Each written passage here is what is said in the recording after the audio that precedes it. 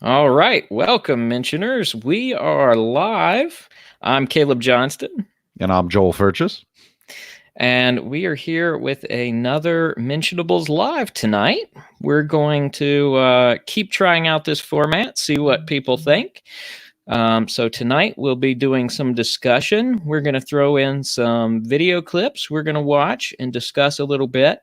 But as always, one of the primary features of the live show will be a Q&A. So if you have any questions, feel free to drop them in the chat, and we will be on the lookout for those. And either at the end of the broadcast or whenever we're in between segments, we will dive in and take your questions. So, uh, so Joel, you want to do a little introduction for the segment we're going to dive into watching tonight? Well, yeah, I keep hinting at my research because I don't want to just like vomit it all over all of our media, but Fair enough. I'm going to have to come out and say it for this series, so I will. I have been conducting experiments on, I'm sorry, conducting research on the topic of deconversion, meaning when a Christian becomes an atheist specifically. Obviously, deconversion can also refer to, moving between two religions, to sects of a religion. Even if you just kind of stop going to church and, stop really caring, that kind of thing. I'm specifically looking at somebody who identifies as a Christian moving to the firm identification of atheist. So the reason that I chose this particular series of clips for this one individual is that he is practically the poster child for all of the trends that I'm seeing in my deconversion research. Okay. Um, and what is kind of, and I know this is kind of a vague question, but to kind of continue giving the listeners an idea, what are some of your hopes and visions from this research? Well, I mean, the obvious application of the research would be to address this sort of um, crisis that we're seeing in the church of, losing members so quickly, especially the younger generation, just people walking away from the church and the church attendance and the amount of self identifying Christians reducing in society. Now, I'll be honest, I began pursuing this largely from just a interest, some sort of an academic interest. I really wanted to dissect the anatomy of deconversion and see what it looks like. Now, practically speaking, I've come out with a lot of concepts about what the church may be doing wrong that's leading to this kind of deconversion. And we'll discuss that a little bit as we go through these video clips. Now, I just want to make it clear I am not talking about somebody who gets kind of bored with church and starts golfing on Sundays and just kind of loses interest and maybe says they're not sure about God, something like that. The reason Right. that I'm not talking about that is that you don't have that kind of person broadcasting their story all over podcasts and blogs and YouTube and the internet everywhere. They don't have Wikipedia entries. The only thing I can study are the deconversions I have access to. And I'm limited in doing things like sending out surveys and so forth. So the only material I've been able to study are people who are actively broadcasting their deconversion stories on blogs, on podcasts, over YouTube. And that kind of person has a very specific profile regarding their deconversion. And that's the only one I can address right now, unless I can somehow research the people who just aren't really telling their story at all.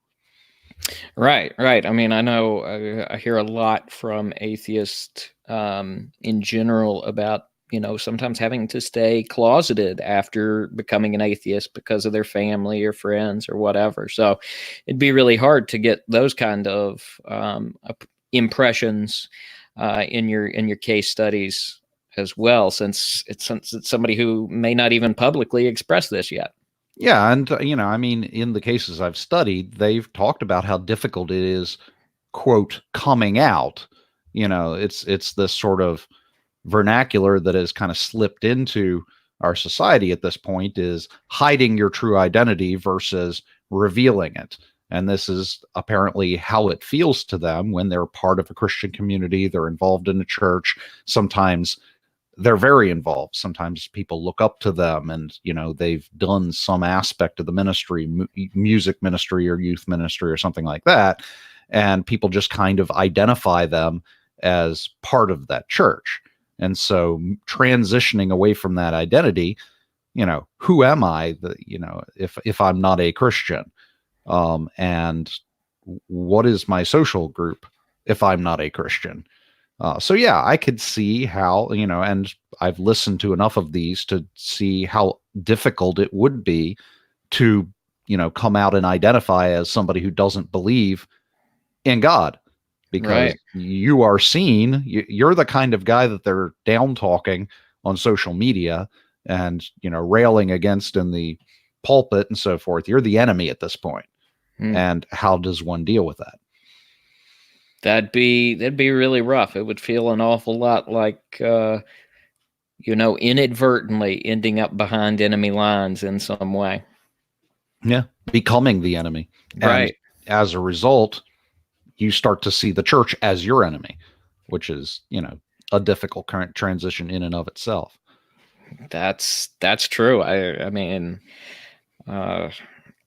feel a lot of empathy for being in that situation. That's got to be difficult. Yeah, I agree. And apparently it is, because there's, from what I've heard, what I've listened to, what I'm reading, it's difficult. They say it outright. It's not easy. And I think, I did a preliminary review of these clips too, and I think towards the end we really get to a lot of the heart of that. Yeah. Yeah. So, all right. Well, without further ado, we will dive in here and go ahead and run the introduction. Have to bear with me just a little bit. Still getting used to using this, but hopefully the sound will come across loud and clear on here. Jerry DeWitt is our speaker today. He became an atheist. Buffering. Yeah, this is a lot for your internet to handle, I imagine. After more than 25 years of Pentecostal ministry in his home state. I'm going to restart that just so everybody can get it all at once rather than kind of jumbled up here. All right. Hopefully it will play all the way through now. Jerry DeWitt is our speaker today. He became an atheist. Or not.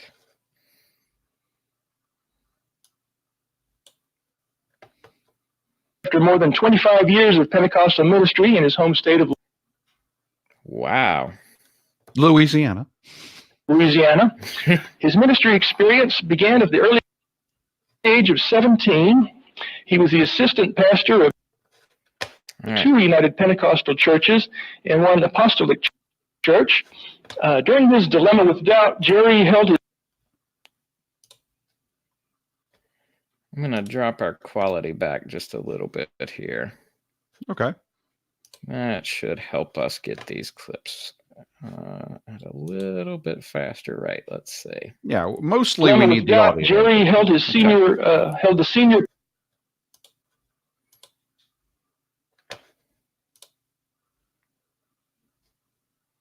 Held the senior pastorate of two congregations, one charismatic dominionist and the other non-denominational fundamentalist.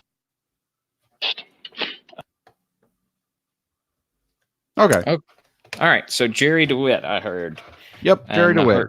Okay. And what he said there is that Jerry DeWitt was ministering for 25 years and that he was the minister of a Pentecostal church and that he held two pastorships at the time that he began to struggle with doubt. Now, I said this before, I'll say it again. Everything about this guy kind of hits all the bullet points of the typical pattern I'm seeing in these deconversion stories. Now, part of what led to this research was a series I did on atheists that became Christians. And I noticed some patterns in those. And so I liked that. And I did a case study and I developed on that. What I didn't expect is when I did the reverse, Christians that become atheist, the pattern is very pronounced, far more than it was atheists that become Christians. When I hear these stories, I can call before the person says it exactly what's going to happen in the story. And this guy exemplifies all of that stuff. So, wow. I mean, even in his bio there, I could lay out the story a little bit, but we'll talk about that as we see the rest of the clips, assuming we can. Right. I'm working on getting our next one going here, and it said in the clip, since we're a little broken up, it said he was United Pentecostal. Is that right? I know he was of a Pentecostal, might have been United. Off the top of my head, I don't remember. Okay. And again, while I'm loading this up here and making sure we get this rolling, do you have any idea like how long he was involved with the church? So he was he got involved with the church when he was, I don't know, roughly 5 years old, because his father died in a drunk driving accident. His father was the drunk in the accident. And so his mother and he moved in with his grandfather, who was a Pentecostal preacher. And so he got involved in the church at that age. And then they said this in the clip, but he began preaching at the age of 17. That's pretty young to begin preaching. And not the youngest I've seen, but yeah. Right. Probably the second youngest. And so then it was 25 years before he deconverted. Wow. That's a long time to be in the faith too, before leaving. Well, long time. He was preaching for 25 years, assuming he was in the faith from 5 years old. Then we're talking about, 30 years. Right. All right. Hopefully this is working. I'm trying to test it a little bit before I bring it up live here. All right. I think I've got it good now. So let me share this with everybody.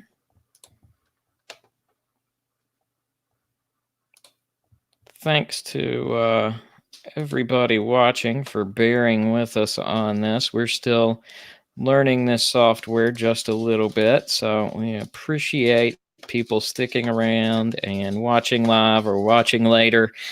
We're open to plenty of feedback on this too. All right, so I think we're ready to now dive in with the second clip here. Okay. Were a real strong version of Pentecostal called apostolics. How many of you are aware of United Pentecostals? You know what that looks like, how they dress, how they do. Obviously, this doesn't fit in. This is about as rebellious as I am at the moment, And so that was the environment that I was raised in.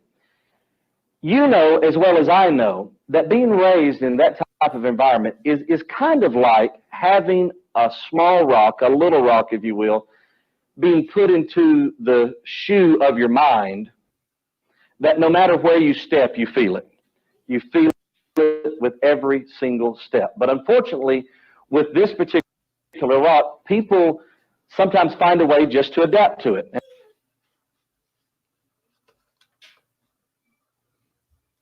And they just consider it to be natural, regardless of the type of psychological. Should have sent you just the audio.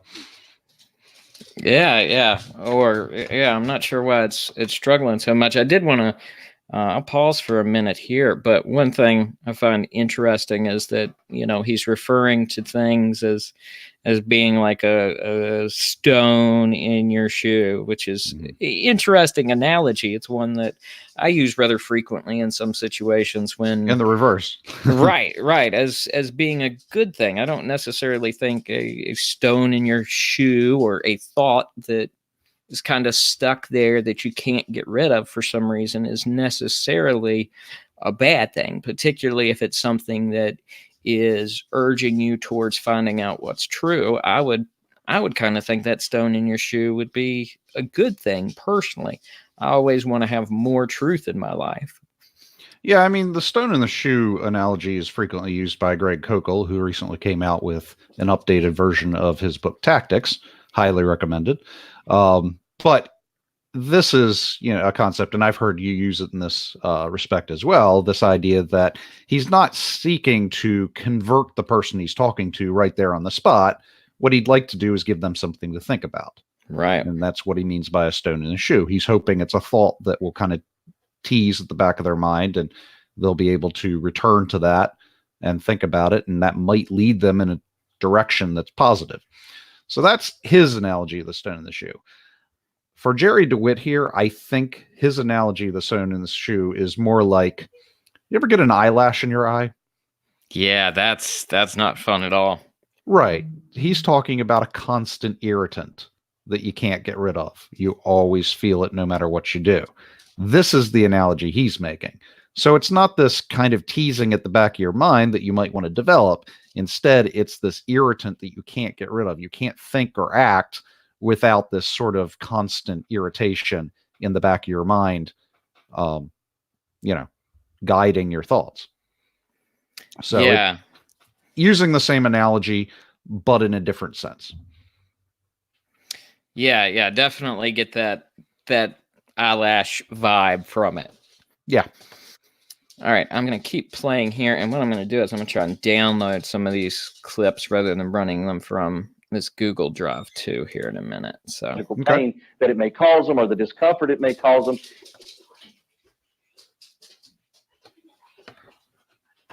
If you decide, I think because it is with you every step of the way throughout your life, if you've been raised religious, you just think that's the way it is, that all mental shoes come with a rock in them.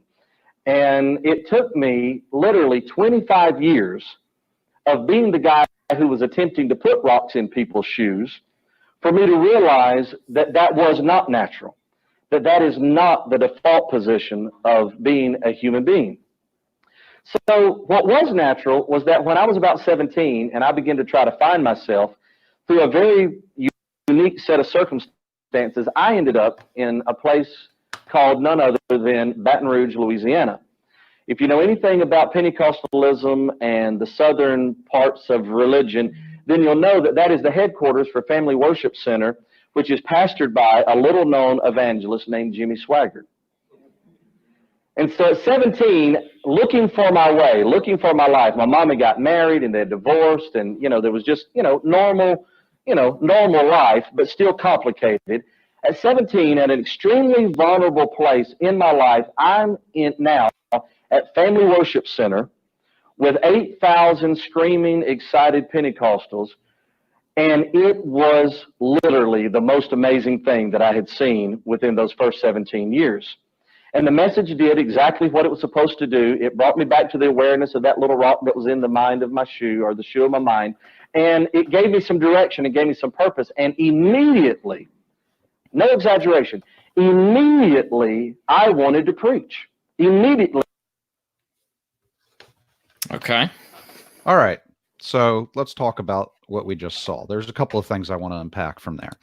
The first is Jerry DeWitt, as I already said, his father died in an accident, and he moved in with his grandfather, who was this Pentecostal preacher, and he was involved in the church from about the age of 5. So when I began this case study, the first impression I had was that the age of conversion for these individuals was, roughly teenage, adolescence was when they really brought in. So more recently, a month or two ago, I did a poll of atheists who had previously been Christian, and I got about 40 responses to the poll, which is not statistically significant, so I wouldn't put a lot of weight on it. But what I was surprised is that whereas I expected all of them to say that they were converted in adolescence, practically the entire group had themselves converted preschool or elementary, very young children. And so, this confused me a little bit. But then as I continued to do this case studies, as continued to listen to podcasts and watch videos like this, and, listen to many people giving their exit monies, their stories of deconversion, I realized that this is what we're seeing. We're seeing people who are being raised in the church. They're born into the church, and then they're raised in this environment. And so they begin to identify as Christians very young. They're early adopters. So what about this adolescence concept I had sticking in my head from my previous case studies? Well, this is what we're seeing in his story now. In the stories I'm studying, at adolescence, suddenly there's this spike in enthusiasm or church involvement. And this is typically where they get their calling. And in his case, it was to ministry. He wanted to become a preacher. And that's what you see a lot in a lot of these cases. More recently, I saw one that was somebody who decided he wanted to be a missionary at about age 17.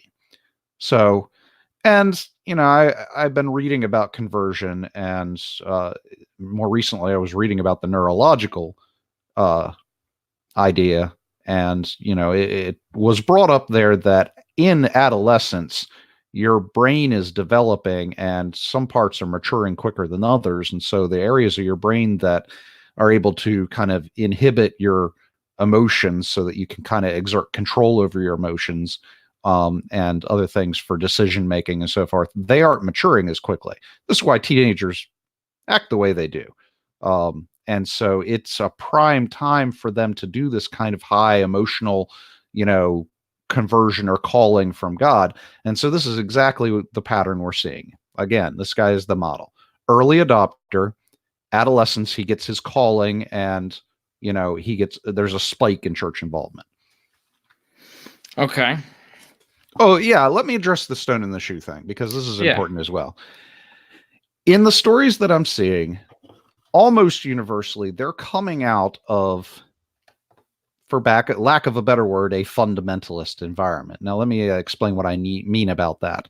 What you'll see in these stories are church environments that share at least two of the following features. They're going to be having sort of a wooden literalism in the way that they approach Scripture. It's almost this idea that Scripture was written directly by God, So all the writers of Scripture were prophets that were essentially just doing automatic writing for what God had said to them. And then this idea that the Scripture was written for all of mankind throughout all of time, so that anybody could pick it up, read the words that it says, and get a literal meaning out of that. So it's this literalistic approach to Scripture. So that's one. Another is this sort of isolationism, this idea that, well, we want to keep you away from the world. And so, this is why there's Christian rock and roll, because you don't want to listen to that worldly stuff. And, there's Christian romance novels, because we don't need you reading the secular kind. And, right. you go to these youth retreats and you just kind of, you get homeschooled or you get Christian schooled. You just kind of keep out of the world.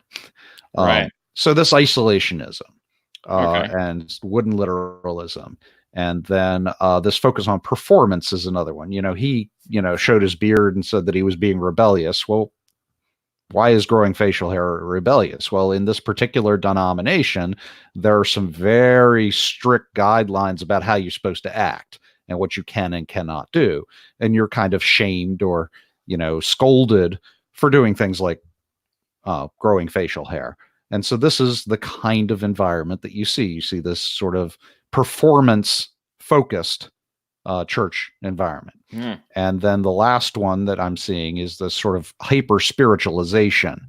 He came from a Pentecostal, so it's pretty obvious there. You're doing things like speaking in tongues and prophesying and,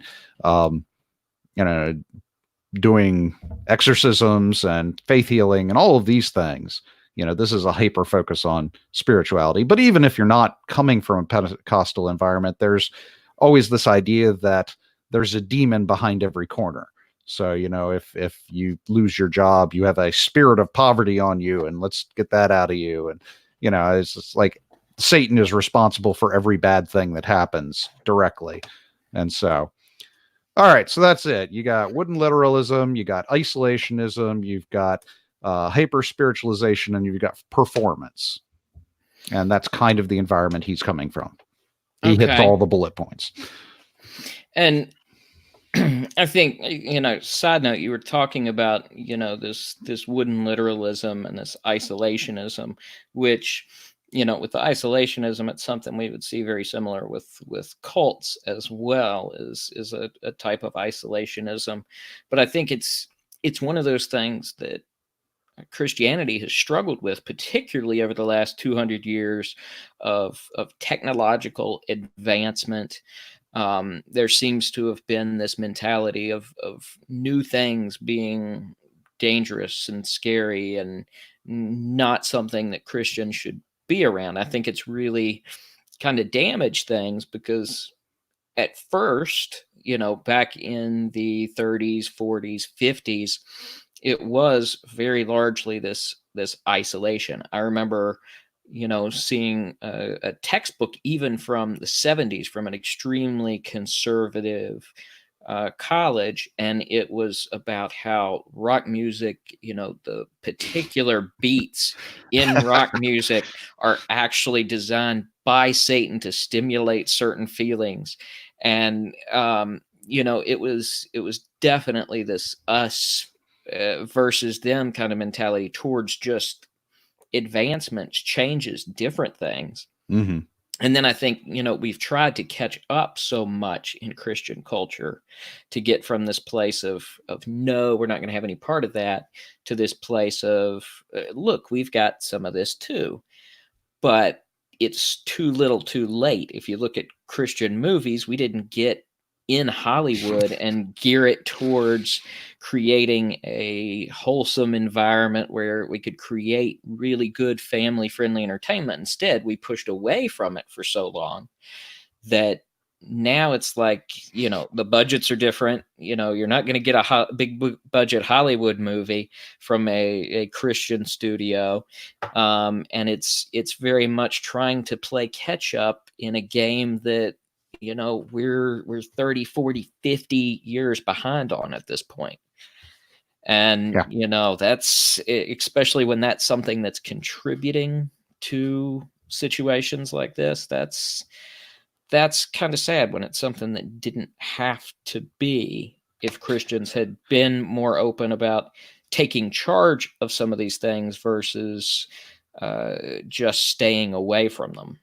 Well, I mean, you can sympathize to an extent to this isolationist idea, especially as a parent. You see all of these news stories about, the corruption and so forth that they're flinging the kids' ways, or, I mean, there's a lot of alarmist type things going around, especially in more conservative or Christian media, about how the world is after our kids and trying to. And so the instinct as a parent is to protect your kids, to kind of draw them back and put them under your wing and keep all the harsh realities of the world out of their view. And so isolationism is just kind of a natural human response to bad things, but it hurts our churches because in so doing, when our kids actually get out from under the wing and get exposed to all of this stuff, they don't know how to take it. Right. And that's dangerous in and of itself. If you're not prepared to deal with something, you're gonna struggle because you're gonna have to find your own way to deal with it if you haven't been equipped for it. Yep. All right, I'm going to try this a different way. We're going to see. This should run a little smoother. The question is, will the audio come across? So if there's any problems with it, just throw up your hand and I'll go back to the old way, Joe. All right.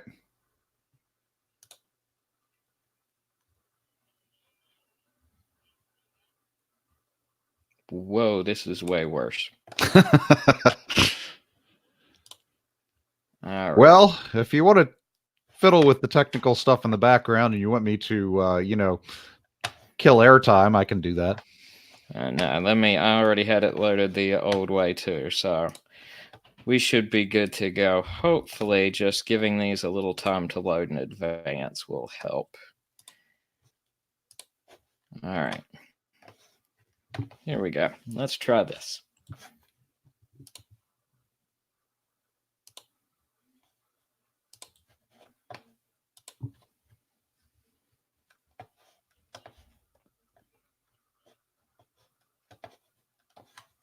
Very, very unfortunately, I'm afraid.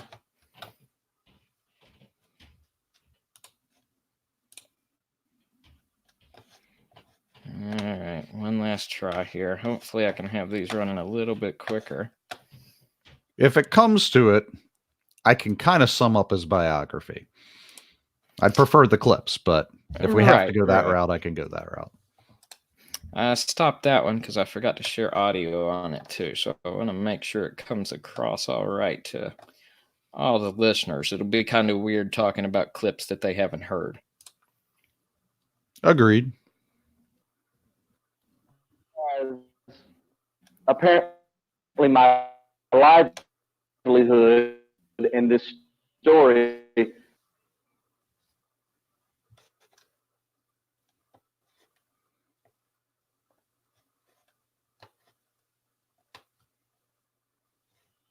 turned out thus. Unfortunately, my heart was kinder than my doctrine, and that was a problem. And I've stolen that line from named Mike Williams in Houston, Texas. It stuck with me. Explanation.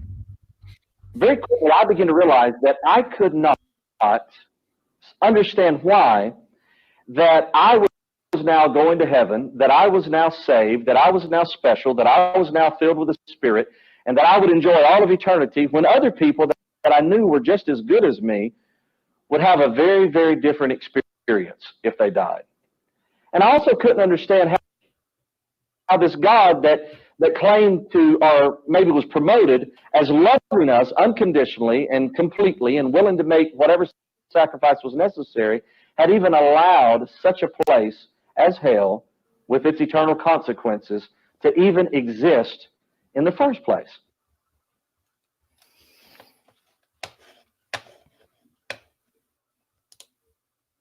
Okay. So I've got, we'll call it 6 stages of the anatomy of deconversion. The first is the environment, which we've already talked about, that they're coming out of. So you see this early adoption, hyper involvement at adolescence, and this sort of fundamentalist background that I've talked about. All right, so that's stage 1. Stage 2 is a stressor. Now, stressor is any kind of,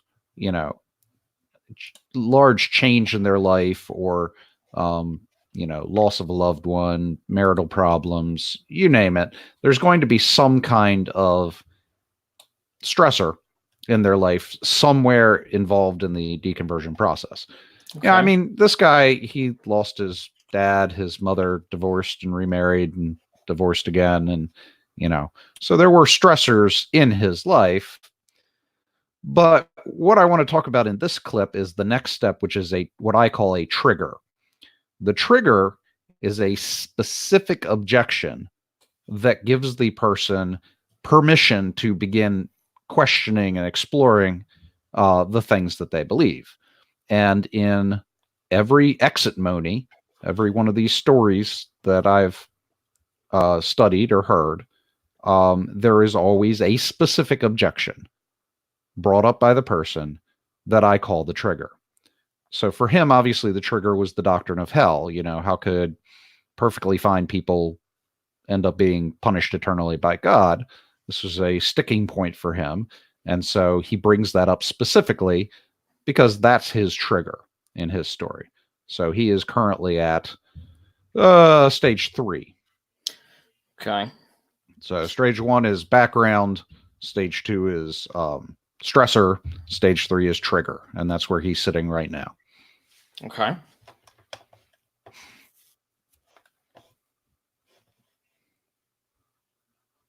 You can respond, or we can go on to the next clip. Yeah.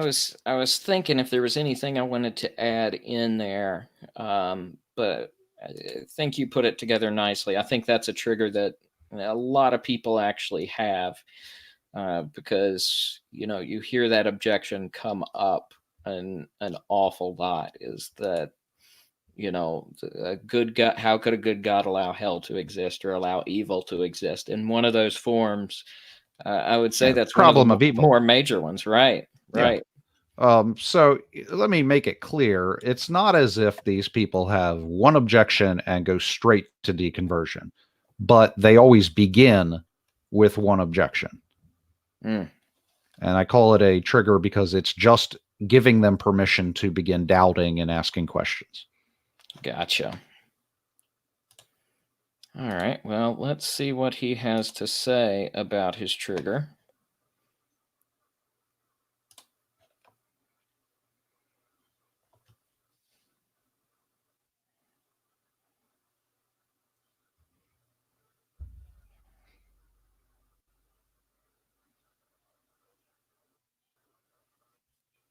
Not hearing anything. Oh, nothing, huh? Oh boy. Now I fixed the video issue and now the sound is giving us trouble. That's lovely. All right. Between the two, Gotta let's get the love sound. getting used to new software, you know. I probably just forgot to hit the button. It's gotta be my fault. Human error. ID10T error. Some of y'all will get that later. Solid reference. And I actually had to go to places like this and try to talk to people older and smarter than me. And I began to see that there was a lot of other ways to interpret the Bible and a lot of other ideas out there about hell and salvation and all these things. All right, you hear everything that That time? it? Yep. More or less. Let me recap what he just said. He said that he was going out in his evangelism period and he was talking to other ministers and other Christians, and he's now getting outside of the particular bubble of his the thing that you have, the particular kind of church. Right, your denomination. Denomination. That's the word I was blanking on. So he's getting outside the doctrine of his denomination. He's talking to other denominations. And what he says in that clip is that he realizes that there are new and different ways to understand hell and salvation and things, depending on who you talk to. So now he's entered the next stage of my, call it 6-stage process. After the trigger, you go through your period of doubt and asking questions. And then you go through one of two processes. One process I call tinkering. Now, tinkering is a period during which you're trying to rescue your faith, your belief.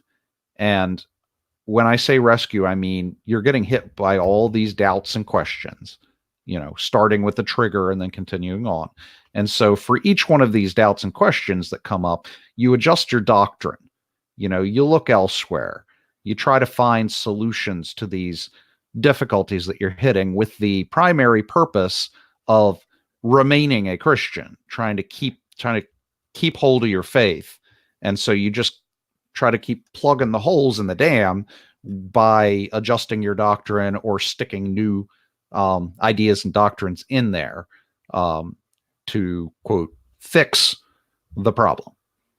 So that's tinkering. Now, the other version of this is what they call deconstruction. And this is not my term. This is a very popular term in the atheist world. Deconstruction refers to a much more aggressive version of the same thing. Now you're not trying to fix or rescue your doctrine. You're actively tearing it down. So, you hit a problem like hell and you're like, well, screw that. Get rid of that. And then you have a problem like the creation account. Evolution is clearly true, so let's get rid of that. And so you start almost attacking your own beliefs and discarding them as you see they don't make sense and they're not good beliefs.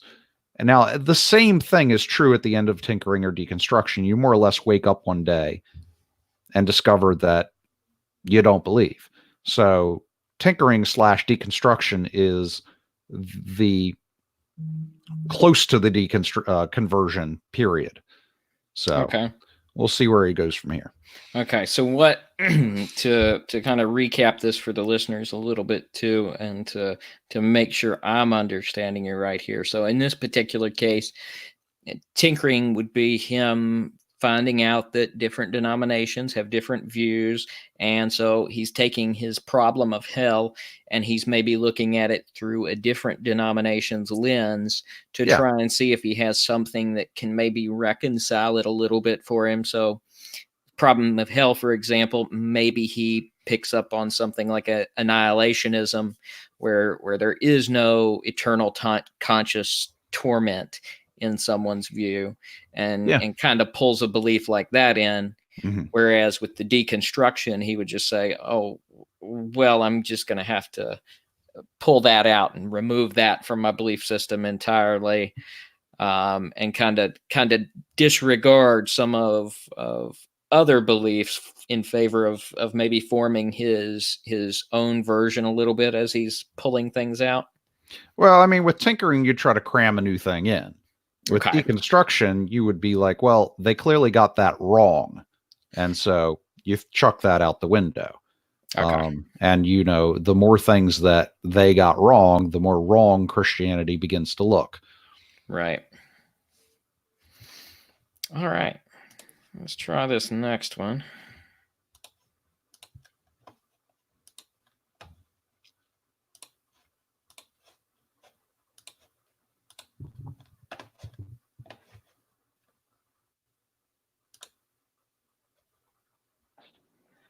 Well, it didn't take too many years until I had some very serious problems in my doctrine. And I was looking for all kinds of help. I still believed in the supernatural for years. I still believed that Jesus was very real, and that all of a sudden I began to get into these ideas, these modes of thought, modes of Christianity that, well, what we really need is just the Jesus who talks about feeding the poor and loving your neighbors yourself and all of those good things. The problem I had was that damn book that some people refer to as the Bible. That was the problem, because everything was supposed to be based off of that.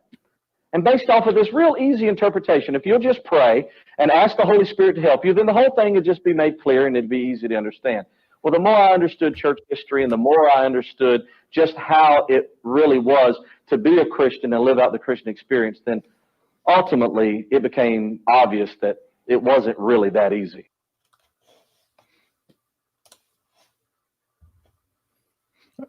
Okay, so I described this phase to you already. Right. You kind of see what he's doing here. So based on my description, what do you think? Is that more of a tinkering or a deconstruction? It sounds like he was definitely doing more tinkering, because he was noticing all these problems with his beliefs. He was seeing them kind of pile up, and then it almost had a transition to a deconstruction, in that eventually he realizes that, okay, the Bible's got to entirely go for me to have a belief I'm comfortable with anymore. Mm-hmm. So it seemed to almost transition to the other one very, very late in the process.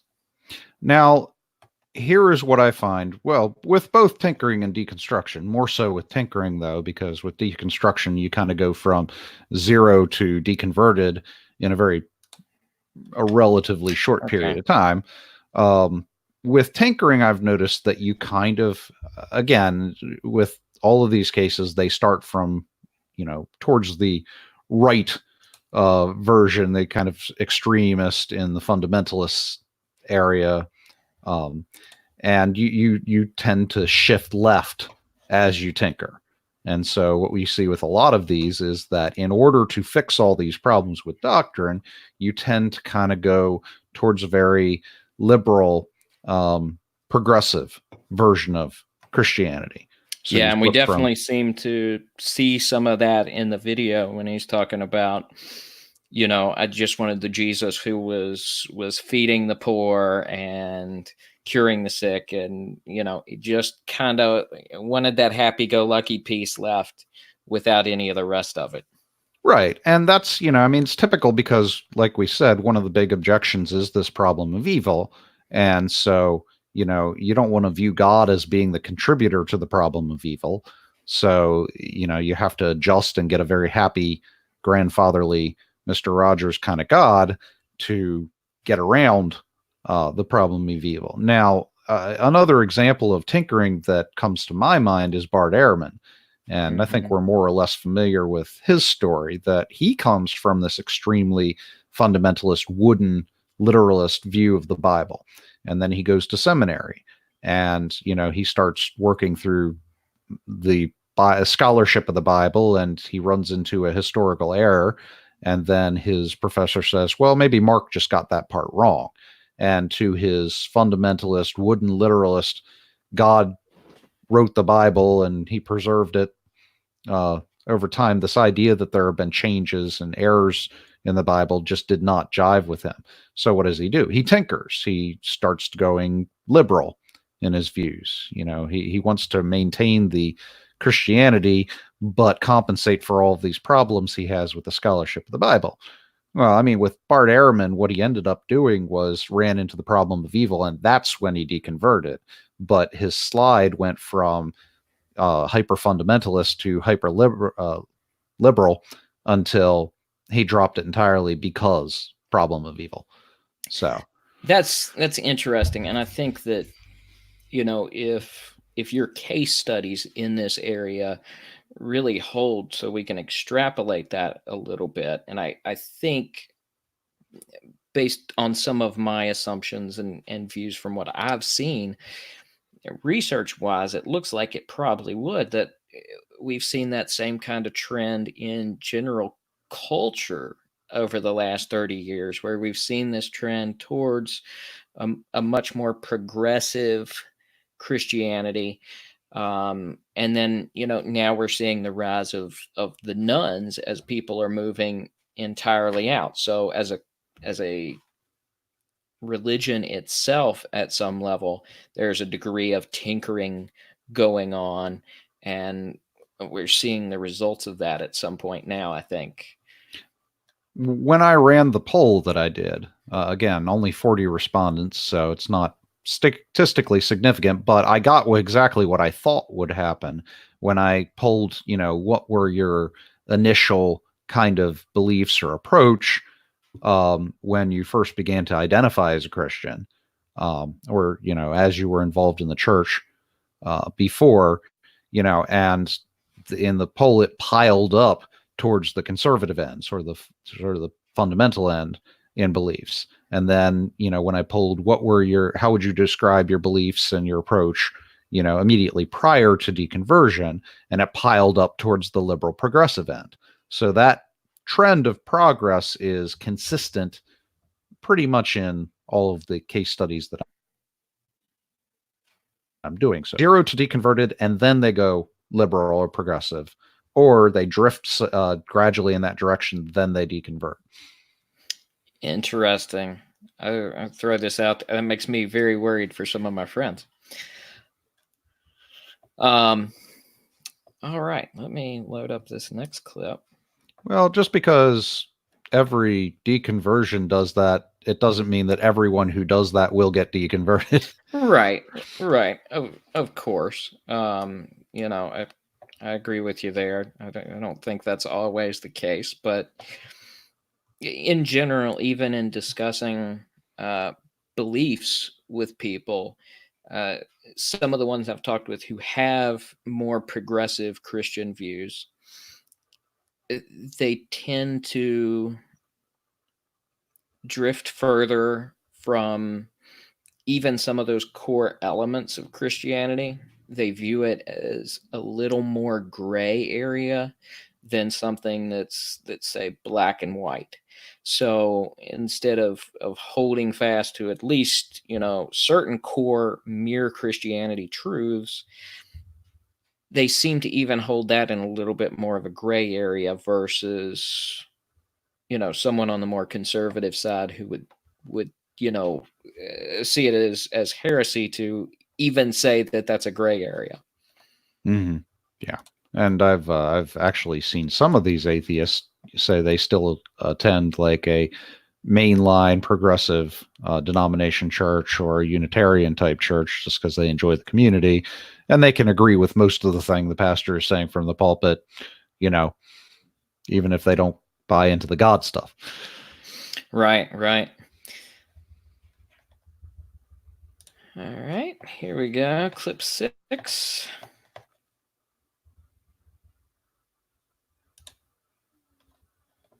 And so eventually I just drifted away and made up excuses of why I left. All at the same time, I was involved in politics.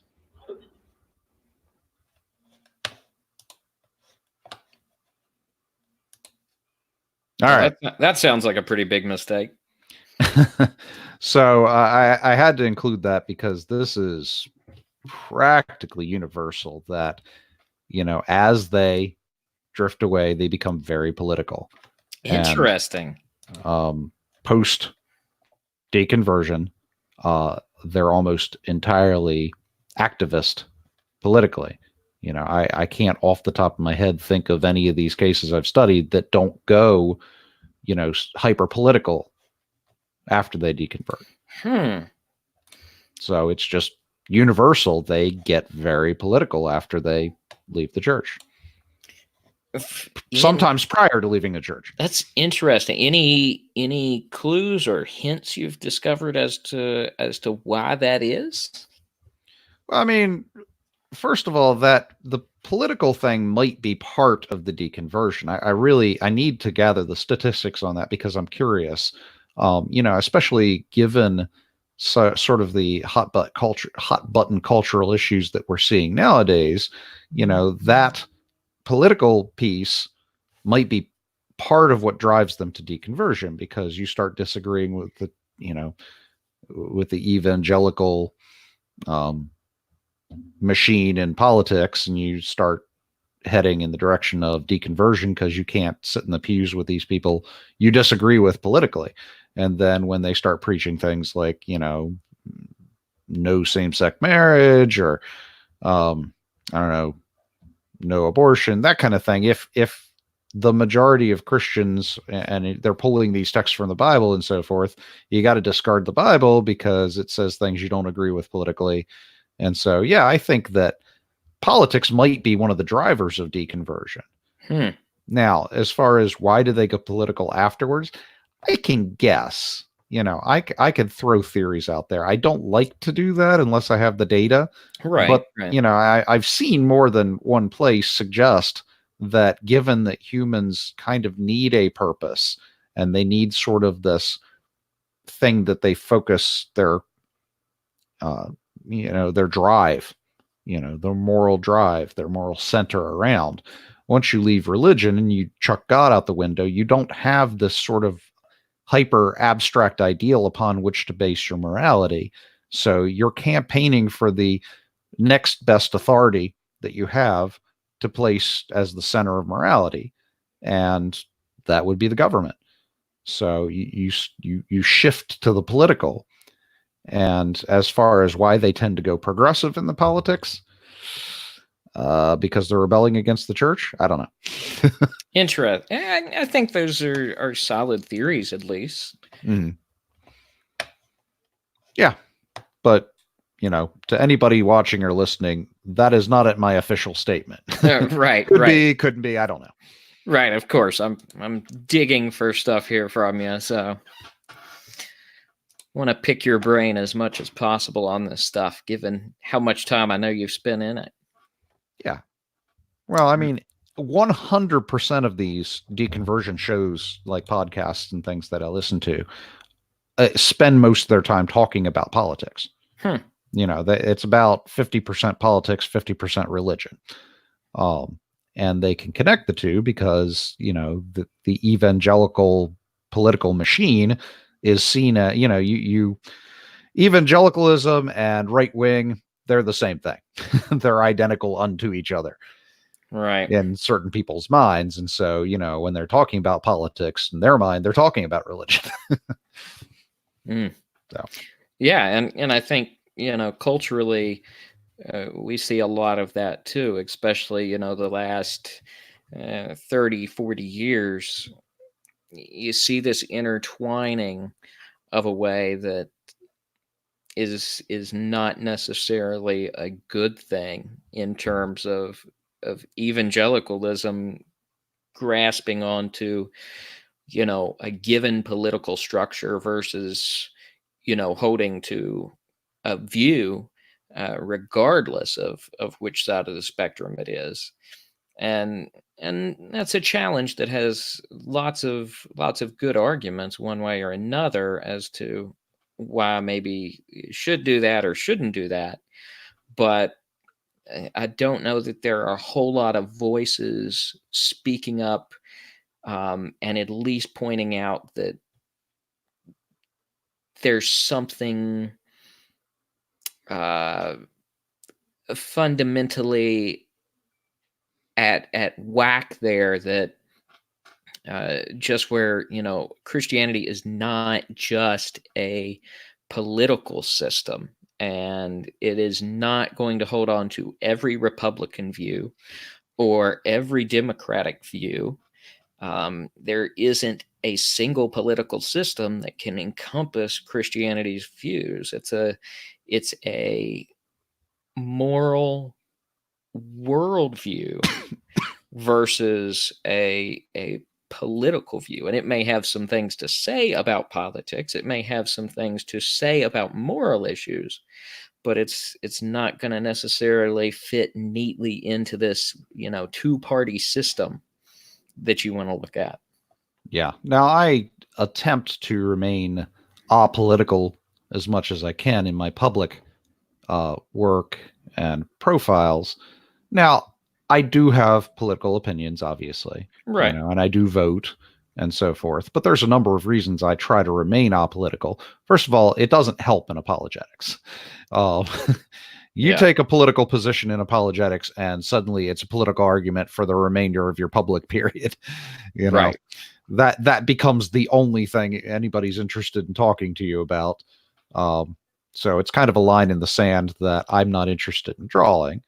I'm interested in talking about the religious end rather than the political end.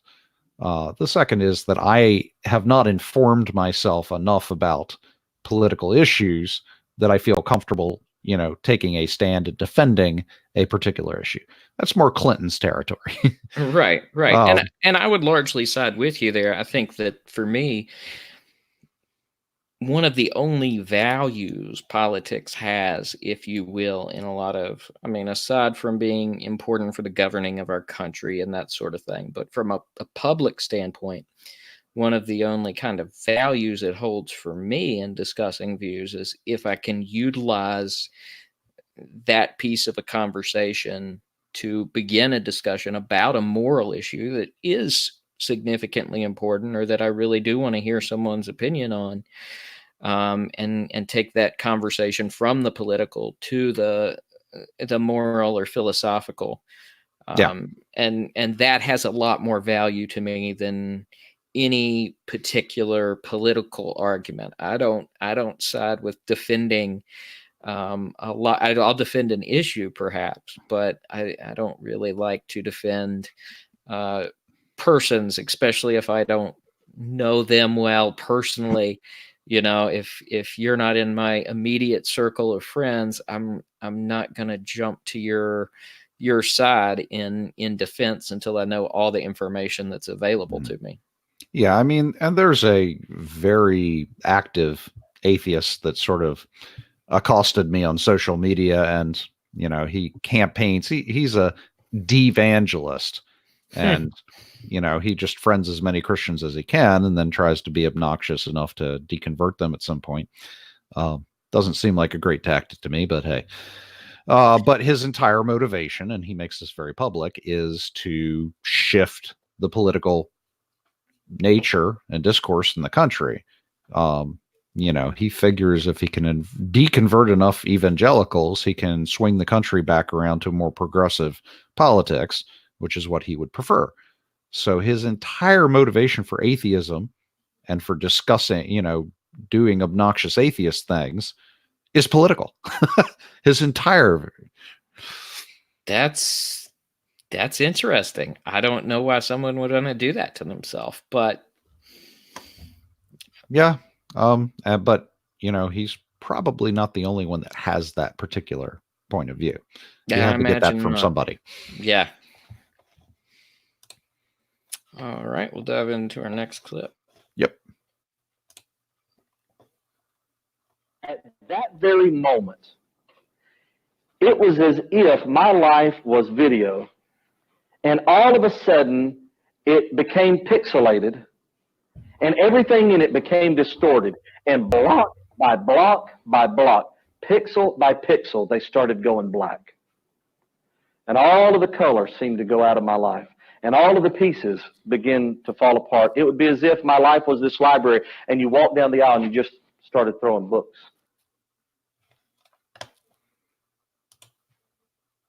Phew. I take it that this is that moment you spoke about in the deconversion. So at this point, he's already deconverted. He's been kind of faking it till he making it as a pastor. He's kind of Right. remained in the church. He doesn't really believe anymore, but it's his profession. So he just kind of preaches the happy-go-lucky, love your neighbor kind of thing, because that's where he is. Morally at this point, he just wants everybody to get along and be happy and have equal rights and so forth. So he's just kind of trying to push his church in those directions without, letting on that he doesn't believe anymore. This is what I would probably term a post deconversion crisis. Okay. And, during the post deconversion crisis, you're kind of moving into your new identity and realizing that your world is kind of falling apart. Why is it falling apart? Because you don't have a firm identity anymore. You're no longer a Christian. What are you?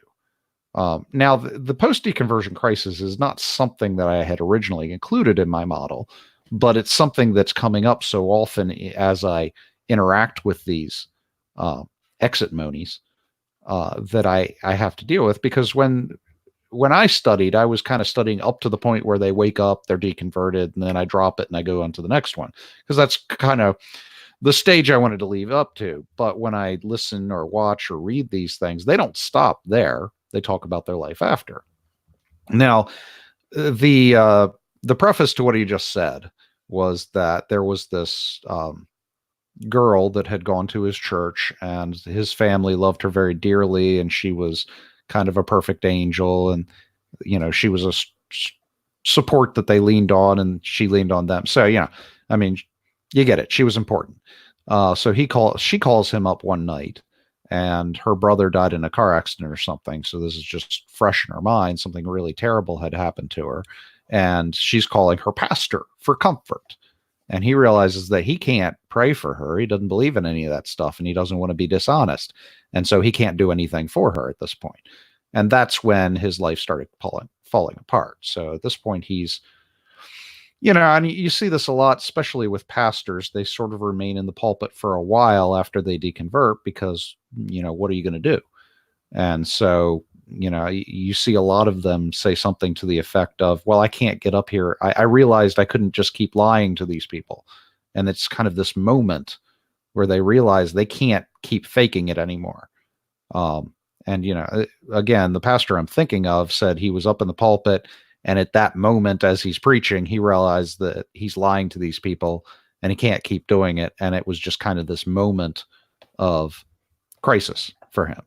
So post deconversion crisis, this is kind of where you finally fall out of this acting like a Christian mode, and you progress towards any kind of new identity that you can come to. So we'll talk about that slide, this searching for a new identity in the next clip or two. Okay.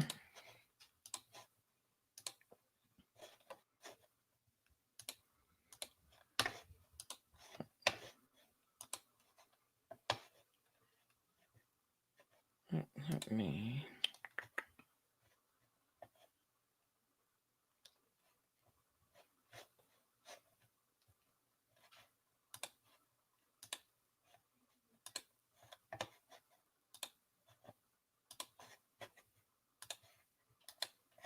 There we go. Because now I'm expressing my individuality, no matter who likes it, no matter who doesn't accept it.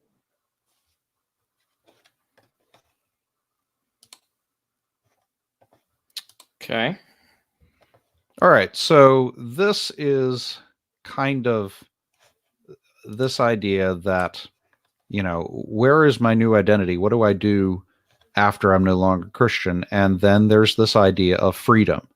Finally, you're out of this performance-based system where you're required to, not grow a beard, and you can't cuss, you can't smoke, you can't drink, you can't watch pornography. All of these temptations that you have, the things you want to do, you've been struggling not to do because, if you do, you're condemned to hellfire, or, you get shamed by the church, or you've got to confess at confession, or, all of this kind of performance-based notion.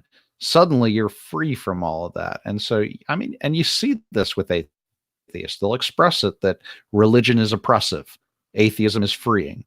The thing that always comes to my mind when I see this, and I see it a lot, is the movie Paul, which is about this alien that gets picked up by a couple of stoners in a van, and he's got alien powers like mind meld and so forth. And at some point in the movie, they end up with this girl that was raised by her hyper fundamentalist father in a trailer park or something, and then the alien mind melds with her and shows her that the universe is 13 quintillion years old, or whatever the current thing is. It's not billion, is it? 13 billion years? 13.5 billion. Okay, thank you. 13.5 billion years old, and that evolution happened, and so he shows her this, and suddenly she deconverts, and then immediately she starts, smoking weed and cussing as often as she can, and drinking and coming on to the guys so that she can have, sex and so forth. This idea, now I'm free. And that's exactly what he's saying. Now I'm going to be me and express myself in any way I want to.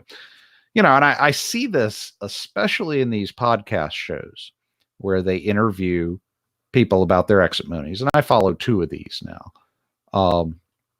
These post-Christians, these deconverts, they cuss up a storm, man. They are some of the most profane people you'll run into. Now, why do they do that? They do it because they can. They don't have to restrain themselves. This is something they have access to now, and it's kind of liberating. It's freeing. They can finally, do this thing they could never do before, and it's an act of rebellion and an act of freedom. And, we on the podcast, we've talked about how there's sort of this elation or this, kind of hormonal release when you curse that sort of is a stress releaser. So they get high on that too, So yeah, this idea that he said he can finally express himself. He can be me. He doesn't have to restrain. And this is, you hit that post deconversion crisis, and then you realize you're free to do anything you want. And I imagine with him being in a leadership role within the church, this was probably something that was even maybe a little bit stronger than you would see it manifested in, a typical, non-leadatorial believer. And that, I'm assuming he was probably either in his own mind or by the other leadership he was involved with, held to an even higher standard than they would be looking at in your typical believer. Yeah, I'm not real familiar with his denomination, but it sounds like it, he's talking about facial hair being rebellious, so it sounds like it's pretty, I don't know, restrictive. And so, yeah, and as pastor, he's got to model this before. He can't just get up there and break the rules that he's trying to enforce on everyone else. He talks about being the guy putting stones in other people's shoes. Right. So clearly he's living up to some kind of standard. And, now he doesn't have to do that anymore. He can be free. I don't know if I've got it in the clips here, but he does end up divorcing his wife. And this is something you see almost, universally in these cases, divorce. I have to keep a record of that as I'm tracking the cases, because divorce rates in the US are about 50%, something like that. And so as I do these case studies, if, about 50% of them are getting divorced, then you can't really say there's higher rates of divorce because of this. If divorce rates are about the same, I have to control for that. But you see a lot of it. Interesting.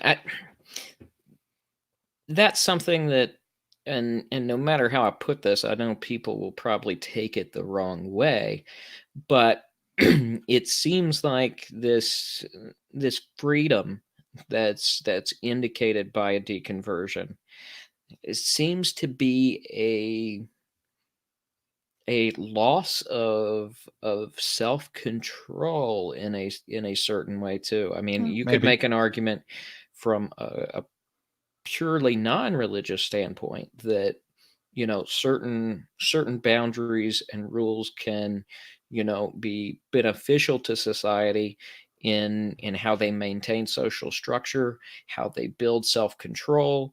I think you see this even when looking at something as uh, biological as male and female sex drives. And in general, you even see it there. There's a certain degree of balance brought through a lot of marriages. This isn't always the case, but I think it's certainly something you see present. And to shake this off in a deconversion, whether it's cussing or your marriage or whatever. It's interesting. I see how people could see it as freedom, but it also seems very loss of control in a certain way to me. Well, in terms of the divorce, I mean, there's a number of different things you might be seeing here. The divorce might be the crisis. Yeah, I'm sorry, the stressor. Right. That, Right. And I've seen this. So, relational difficulties become the stressor that leads to the trigger that leads, so that might be it. But it also could have to do with the fact that, if your spouse is a believer and a churchgoer, and suddenly you're not just a disbeliever, you're actively against the church, that can hurt a relationship. Or it could be what you just said, is sort of this kind of loss of this freedom, this sense of freedom from the church. Maybe you can get out of a marriage that you're not real happy about. So now, in terms of what you just said about self-control, there actually are studies that show that religion does develop sort of this what do you call it? Delay of gratification. Yeah. So, there is more self-control associated with religion than there is otherwise. So if you take a child who's being raised in a religious tradition and give them the famous marshmallow test, they tend to do better on it than a child who's not being raised in a religion, because the ideologies and sort of the concepts that are being taught within a religion lead to this sort of, well, I mean, think about it. In religion, you've got this idea that our reward is further down the road. We've got a hope Right. that we're bearing towards. So if we're placing all of our hope in something that's further down the road, there's a great deal of patience that has to be involved there. So, and then of course, you've got this idea of celibacy until marriage. And so that involves a lot of patience and self-control. And, I mean, various, the 10 Commandments, all of these things, there's this, sense of restraint that you have to develop. And it just kind of seeps into your natural life, versus outside of a religious context, you might, have some kind of intellectual assent that certain types of things require, self-control is a good thing, but it's sort of this exertion of your personal willpower to get there, versus kind of the systemic concept that makes it easier to exercise self-control. So there you go. Yeah, I think that makes sense. All right. Let's see. We got 2 of these left. Yep.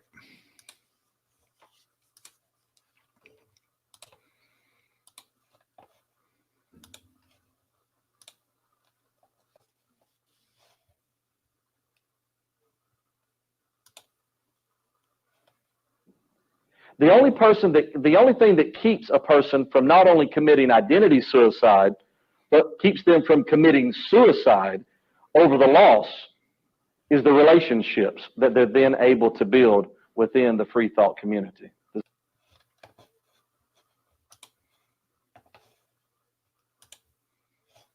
I thought this was a very, very sad clip in a lot of ways. A very honest one, but very sad. Well, if you trace the pattern that we've been seeing, you see a person who's raised within the church. This is their environment from youth. B, they get very involved in the church. At adolescence, they feel this calling, and then they're involved. They're preaching. They're missionarying. They're in music ministry, youth ministry, something. They're very involved in the church. This is their community. And, especially if their church has this sort of isolationism, this is the only community they've got. And then suddenly they're no longer in that community. And community is important. Religious or not, it's human nature to seek out some kind of community. Maybe you have a large family and that's your community. Maybe you have a social group, maybe you've got a role-playing group or a sports team, or, you go out to the bar you go clubbing. Some kind of community is required. And so it's especially difficult for a deconvert who's coming from a Christian community that is their primary community.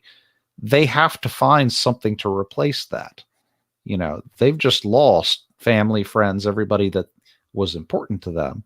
Not necessarily, it's not necessarily that they abandoned their friends and their friends abandoned them, but the thing that they had in common, the thing that was keeping them friends, and the types of activities that they were doing together, all that's gone.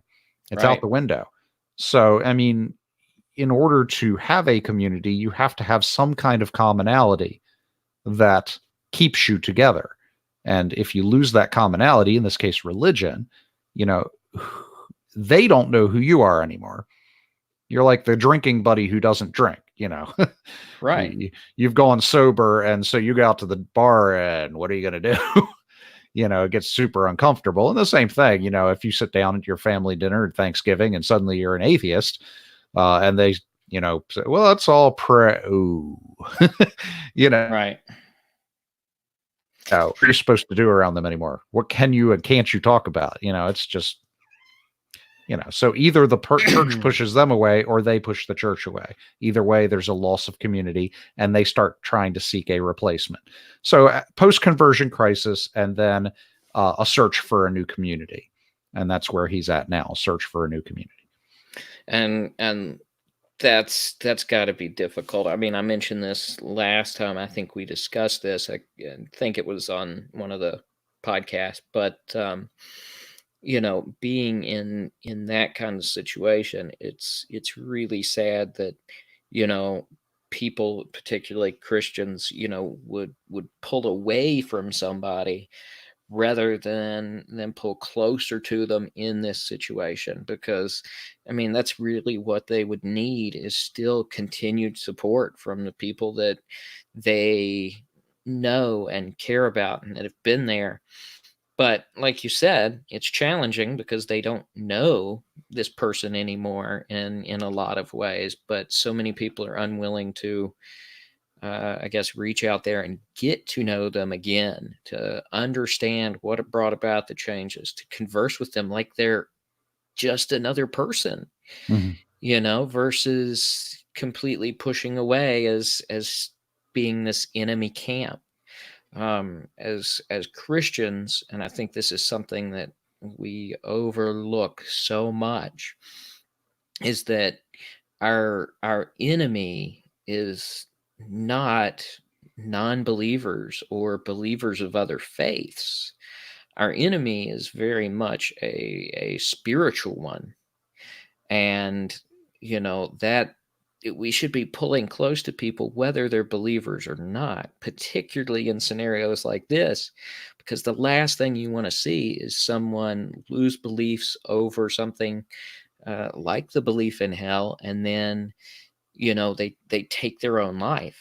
I mean, that is absolutely tragic, and the fact that so many of us are not equipped to draw closer to these people when this happens is really sad. And if nothing else comes out of this research, to even bring one or two people along with you to see that how important this is, that could make a tremendous difference in people's lives, because everybody counts. Everybody's important because we're made in God's image, and non-believers are not the enemy. No. And especially if somebody goes through this entire process and then they don't know what to do, if we can still provide them the friendship and fellowship and community that they had before, if nothing else, we prevent them from falling into a depression or, suicidal feelings. I mean, they're at a crisis in their life right now. If nothing else, you can kind of ease that crisis. Right. Now, I don't want to suggest that, hey, we got to ease them out of religion. No, but, you don't want to be the one that abandons them. Right. They're a friend. Treat them like a friend. And so, yeah, I mean, and I get it, especially if this person's your pastor, and he was, and suddenly one day he says, yeah, I'm an atheist now. It's awkward, and it can be traumatic for the people who were looking for him for wisdom and support and exegesis and so forth. So, yeah, I mean, it's not easy, for the individual or their community. Now, the question is, and I know that there is a certain bitterness that kind of comes with deconversion. They move away from the church, and then there are a lot of issues that they have. Now, what accounts for these? Well, there's a number of things. I mean, first of all, this kind of idea of, suddenly I'm free. Well, what was causing me to not be free? The church community. So this idea that now I am so free to express myself and be who I truly am, you look back and you see what was holding you back, and it's this church that was oppressive. Also, it might be this loss of community, especially if it's the church that pulled away from you and not the other way around, then there's this sense of rejection. So these are a couple of things. Now, it's not always true that the church pulls away from them. Right. Often they pull away from the church because they start realizing, how stupid we are believing in creationism, and, how oppressive we are trying to tell you not to curse, and, and so on and so forth. There's this real antipathy that builds up towards the church. So could be either, could be both. I don't know.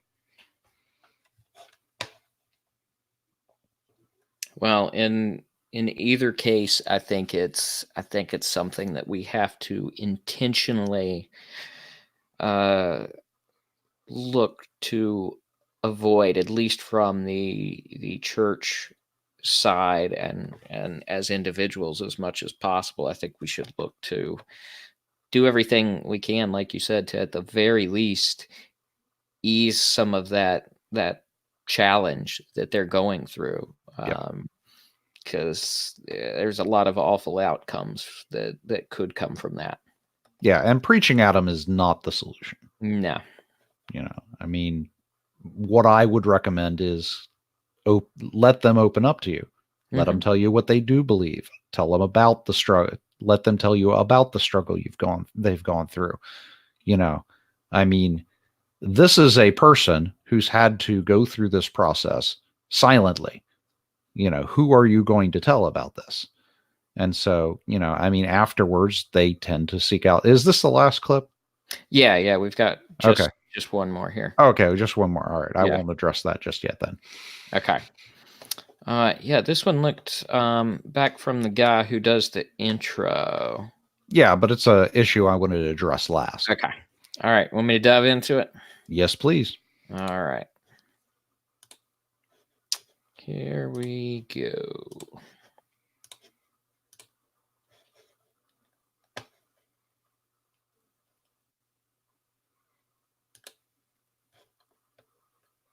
Jerry holds the distinction of being the first graduate of and spokesman for the Clergy Project.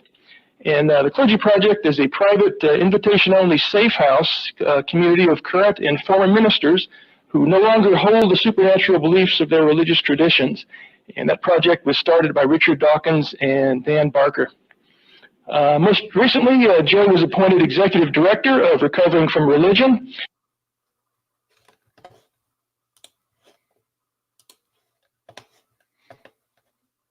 Okay, so a couple of things that I want to talk about here. First of all, when you are a pastor of two churches, or an evangelist, a music ministry, something like that, you're a kind of person who's very involved. You're kind of an A-type personality. You're out there and you're committed.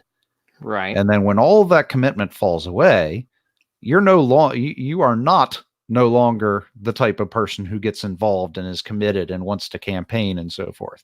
But you got to direct that energy elsewhere. And so if you see these, quote, militant atheists, the ones that are starting these organizations or participating in these organizations or, standing up and speaking at atheist conferences and so forth, so on and so forth, what you're seeing is former ministers, people who were in the pulpit and, they haven't lost the desire to preach. They've just lost the message to preach. And so this is the kind of person that I'm studying so often in these, is because these are the kinds of people who are interested in getting up and giving their testimony, and so forth. So again, these are not quiet cases of deconversion.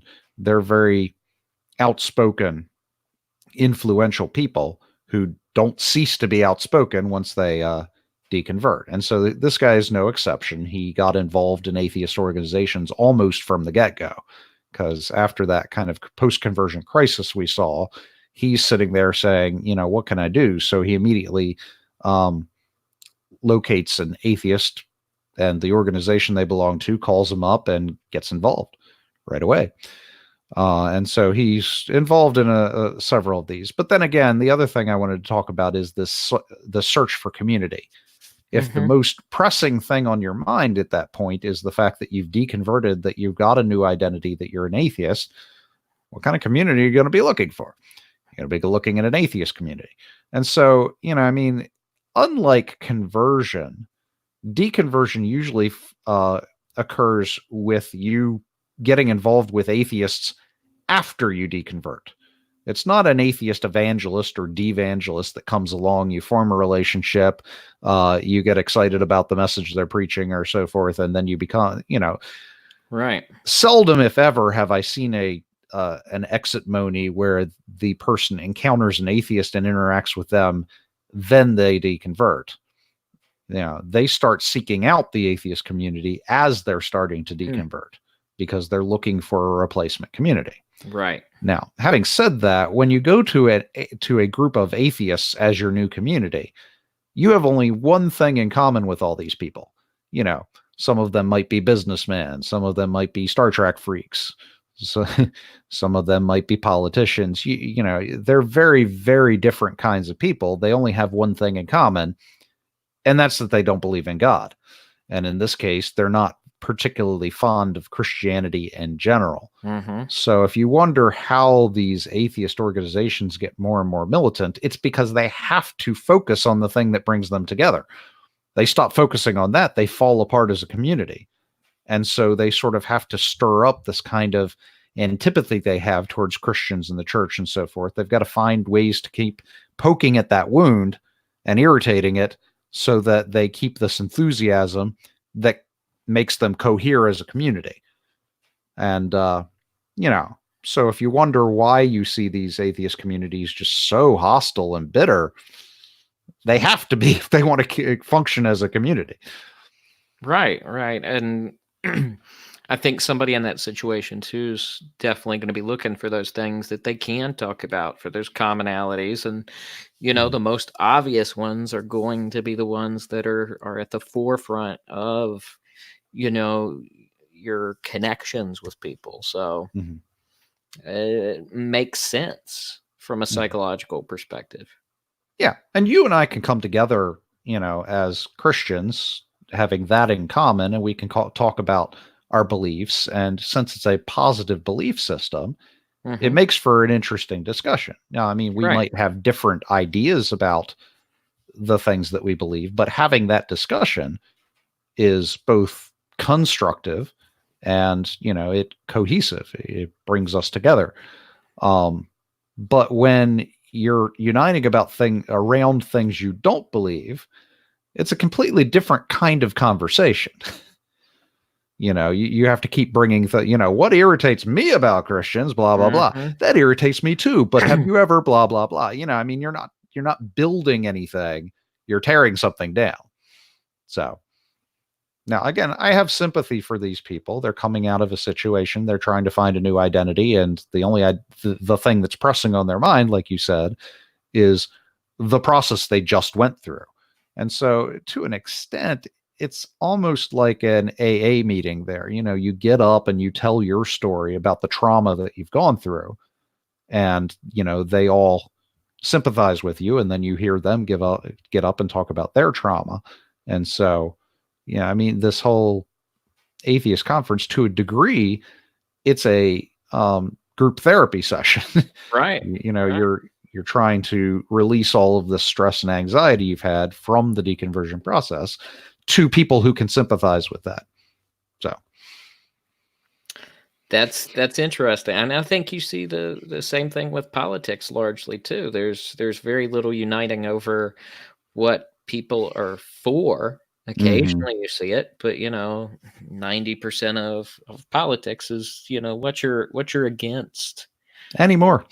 Yeah, yeah, Yeah, when you go to the polls, you often vote against right. something instead of for something. So Yeah. All right. Well, thanks for taking the time to share some of your research and what you've explored. I think the clips were great for kind of covering and walking us through that process as to what you're seeing in your research. And I look forward to hearing more about it as it continues and as you reach kind of uh, more conclusions from it as well. So yeah, let me talk about that just briefly. yeah. This whole journey started with when I was a Christian journalist. I just ran a series of stories one month, just one a day, of atheists that became Christians, because that's kind of an exciting story for a Christian to read. And so it brought a lot of clicks to my publication. Um, but given my background, I started to see the patterns and trends, and so I did a case study, and I had a lot of bitter atheists telling me, are you going to do the same thing in reverse? You're going to talk about Christians that become atheists? And after I ran the case study, I was like, yeah, I think I will. So I dived into it more or less just to kind of reverse what I had done before, just to do it. And it's become a thing. And at some point I decided, most apologists have a thing that they specialize in. I think this might just be mine. And so, I would hate to come on to every mentionable thing that we've talked about and start vomiting my research again, always Right. returning to it. But I think as an apologist, this is my niche now, because I've done a lot of research. I'm finding more and more things out. And I'm researching not just the deconversion, but also conversion. I'm trying to get both ends. And I'd like to eventually be the guy who knows what it takes to bring an atheist around to Christianity and what it takes to bring a Christian around to atheism. I've already got a head start on that, but I'm enjoying it. I'm really diving in. And so, yeah, something I'm going to end up talking about. Well, I think it brings a unique perspective to things, and I think it's an issue that's big enough in this discussion because, apologetics is really a pre-evangelism in a sense. Apologetics is not the gospel. It's a thing that helps point towards the gospel or break down barriers before someone can actually hear the gospel. So I think that, this kind of research is really important. And I think, you having this perspective from having done it brings a lot to the table in the discussion on all kinds of issues we run into um, in the apologetics realm. Mhm. Yeah, I'll just throw a bit out there. I belong to a group of apologists, and as I've been sharing my research with that group, um, one of the things that I get feedback on a lot is, well, have you checked their relationship with their father? And apparently, there's a strong sentiment, possibly backed by some research. Apparently, there's a book or two out there that suggests that difficult relationships or lack of relationship with a father tends to be one of the trends you see in people that end up as atheists. Now, it's not something that I was noticing off the bat as I've been doing my research, but it's something you see in his case. His dad was a preacher's kid, and he started, abusing alcohol and eventually died in a DUI. So, it's something I see in his case. And as I proceed in my research, I'm going to start trying to pay a little more attention to that at the prompting of my psychologist group. So we'll see how that proceeds. Yeah, I can't remember offhand the resource, but Faith of the Fatherless. Okay, that definitely sounds like it. I know I've heard that mentioned before. Yeah. I might have to look it up and read it at some point as part of my research, but yeah.